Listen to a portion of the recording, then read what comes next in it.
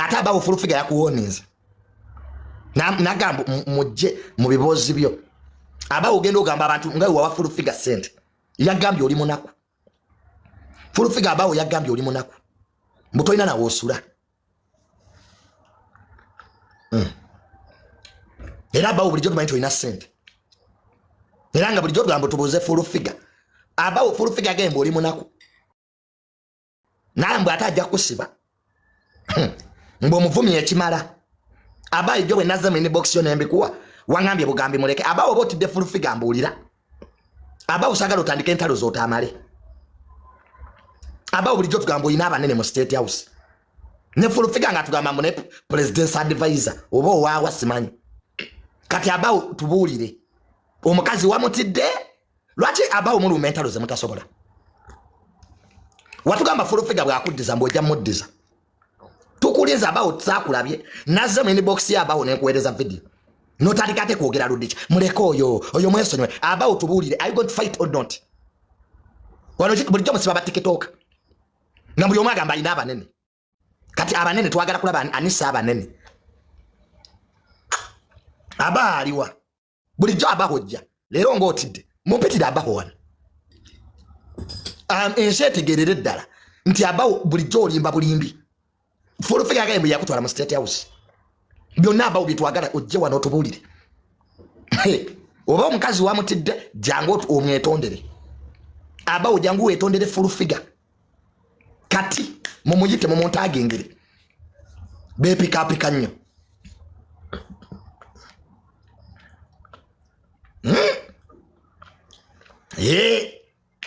twagala twawula abasajja wama muki bulijjo abawo mutambula ne full figure abo we musiba abantu nga ffe tusirise kati kuluna abawo twagala ojje wano otubuulire ssebo abawo bulijjo tugamba oli mugagga full figure agaye tulina wadde 10 naga n'ennyumba toyina bw'osula mu kaziko fulanka abaho kasita muli ba mikwano bulijjo mwabasiba abantu wano mwasiba pressure abo full figure natugamba nti era anoonya commissioner mbu mu State House agaye mbu omulimu wagufuna mbukyamu ye abawo okola mulimu ki byonna mbadde manyi ogenda kujja wano otangaza eggwanga otulye n'omulimu gw'okola mu State House oripotinga waani gwe ne full figure bwenera temulina mirimu all of your jobless kati mulipotinga wa waani muli mu Ministry of President ne State House byawukana abantu babi confusing waliwo gye bayita president's office eri mu Ministry of Presidents baladisi mwe basange ne State House byanjawulo kati muliwa muli mu president's office oba mu State House which is which kwa abadvisor bali mu president's office tebali mu State House bali putting honorable minister Babalanda yatwala abadvisor ne baladisi abawo ne full figure ebintu bino mu bitegeere bulungi waliwo enjawulo wakati wa president's office ne State House kati muli mweriwa bye bintu byabadde njagala tutangaze gwanga kwa aba tugamba mbu w'amaanyi full figure naye yazze nagamba w'amaanyi so we want to know who is who nze banne mu lutalo nosina gwe mpagira just nzerefu we want to know who is who so munonyeze Franka abaho baba wana nnyo baba wana dda twagala tulabe ani asinga obululu abaho baba wana nnyo baba wana dda twagala tulabe ani alina abanene fuluminyo ffe tuli wakati TikTok yagala kumanya olutalo lugenda maso wakati wa president's advisor ne president wa TikTok ani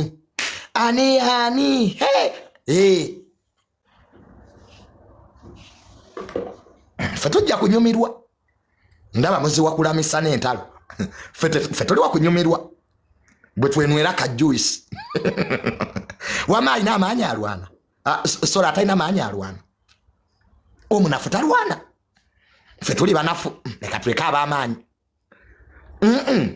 atalina amaanyi tagwa ddalu nze tavayo entalo za social media era abantu mbagamba toziyingira nga tolina maanyi entalo z'aba TikTok toziyingira nga tobisobola atalina maanyi tagwa ddalu walabyeko omulalu omunafu era abagwa eddalu bonna baba n'amaanyi gaabwe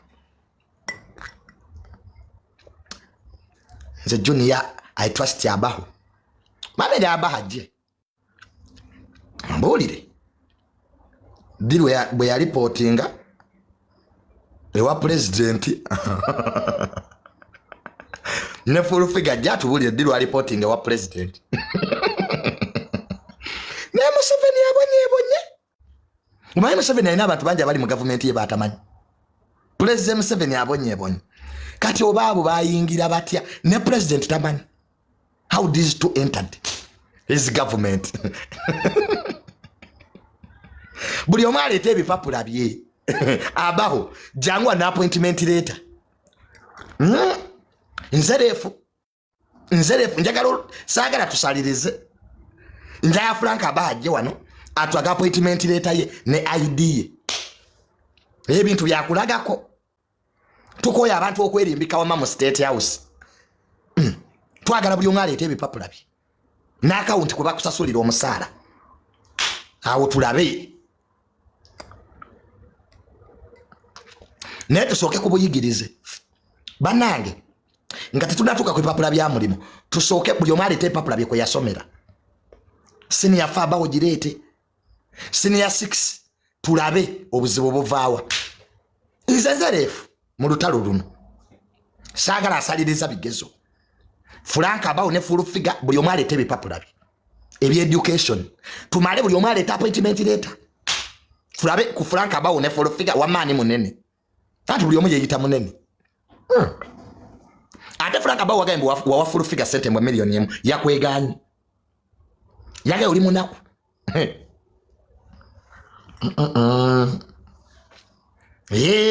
iliokanga netonya omanye entalo za TikTok zino mbadde njagala tuziteekemu obwerufu baleefu tubeerewo olutalo lukwajje nze ndi wakudikira yalinga wina ko Abaho wagambe mbu yawa full figure million 2 babyeganye era Abaho bagenda kusiba mbu full figure yabadde ko kusorotera gati agenda kusiba ate mbu bwakusiba tukaaba pressure mulogo bana ababiri basiba pressure kati ekiseera kituse nabo beesibe kyowamba gamba temusiba bantu omuntu teri nsonga lwaki oba omusiba pressure tanaweza na myezi nanga avuddeyo kati bano ate batandise okwesiba kyova pressure mulogo ye yasirika musajja wattu ani atabalaba Abaho nga muli ku kooti bwe mugamba pressure bamusibe ng'olina full figure bwe museka ensogi labye Abaho Frank ensogi labye what goes around comes around buli kyokola abantu naawe kijja kumala kikuddire mwasekanga bamusibe nga Abaho oli mu kooti oseka kati muli mu kuyomba mwerangira nga n'emyezi 4 tegindayita nga pressure avuddeyo bakita kama is a bitch bobanga tunakola bintu lowoozamu nsite bemazanga mwesiteko makoolwo bino byonna ebintu ebibeerawo oddangako wabbali n'olowooza noga naye kino nkola kyaki kintwalawa ye kingasa eki kati Abaho olabe nti nsitekoma nze nabalabanga abantu bemwesigulirako tebabaliiko nyoba nina abantu bennagoba sibaaba bagagagaga saja nkagulira omwenge nkutwale Dubai sikyayagala nagoba abantu ino balaga nti you can live without them musero tuwaba muntu akuliba mbu wakitalo nnyo ali important nabagoba abantu bakuletera okubeeguya nenga ogenda otula munoga naye omuntu ona nyamba kitewali kati full figure n'Abaho bonna tewali buli omu kyali ayamba munne just village excitement muli ku kooti mukolawo ki musiba ba TikTok kuki nga nammwe muvuma nabo bavuma abantu ne bakabiza abantu olumana ne batiisa abantu nze olaba nze toyina kyoli abanayugaba mu kitegeere tebalina kye bali all of them tebalina kye bali omaye we musisinkana abanene mbunamwe muli banene temuli banene ebyo byonna bye mwerimba tukola mu State House tewali State House gye mukolamu mwembi full figure n'Abaho teri State House gye mukolamu just you are capitalizing ku butamanya bw'abana Uganda abakola mu government tebeewaana kumwenda kumwana ine motoka ya government Abaho vuga markets new model ono full figure ali mu Norway nkadde kumwe nani alina UC. How do you work in a state house without a government car? Simple logic. Simple logic. Now we take a common sense. Buli alina chifo mu government ne motoka alina. Because the title moves with the car. Babu ze kadi za mafuta zaabwe ziliwa. Just baba limba, abantu badda ne baba jingirako, nene tubaina kibali baizawe. These are facts. You cannot work in a state house without a use. Tatanga ine motoka ya government. You see, weri yawo, temujibula bamu. Aina abakuumi. Nate yawumula baizawe yetakola. Neri bakyamubala. Because president yagaba mu omusala n'amajje bagamulekere ne motoka. Nira ne office yejeri. Kati gobera otyango okola mu state house. Toina motoka ya government. Musiba mu YouTube mwembi. Nze mbalaba muli mu YouTube. Muli mba TikTok kati state house na ebonye. Buli mufere yerimbise mu government yen. Bombi tebayina kyebali. Era nga bakutaba une full figure no bakuba ku police. Terina abajjayo. Ebe naba balimba. Teri muntu ali mu state house alina budde bwa live. Common sense. That's the open indicator. Teri muntu ali mu state house alina budde bwa live. Mbulira wa state house abera ku TikTok. Gwe mbulirayo omu. Hakati zemala banga mulwanagana newonya. Nakatuba bano bafaaki. Gwe mbulira yakula mu state house abera ku TikTok. Mpa yogu kabenga ayerayo. Olaba nayira mu state house talina budde bwa TikTok. Ona libo sereke mu pi. Bayi mu pi bayina budde bungi. Ona libo Nyamutolo minister. Is a minister. Minister tebambulira kyakola. Minister ne bwasala olwalero kyagenda mu America. Teri amugamba oddawa. Mpozi ko prime minister. N'olwekyo muve mu byokwerimba full figure n'abako. Stop using state house. Kamwe natimina kimuli. Just you are surviving on Ugandan ignorance. Ekyokuli mufune ebyokola. Get what to do. Abawo nagamba. Nawe wesonyi omukyalo oyo. Abawo sabigamba. Era abawo nega togenda ku kooti. Oli full figure ali akutomeza. Kati mwamala okwetomeza. Nega abawo faaki. Ogamba oli mugagga. Lwaki tubira mu kampuni zo zogamba. Nova ku bantu. Mwate di president wa TikTok. Mwate siba. Abawo tebakulondanga kukusiba baana. Abaana bakuwobwa president si kubasiba kubogerera.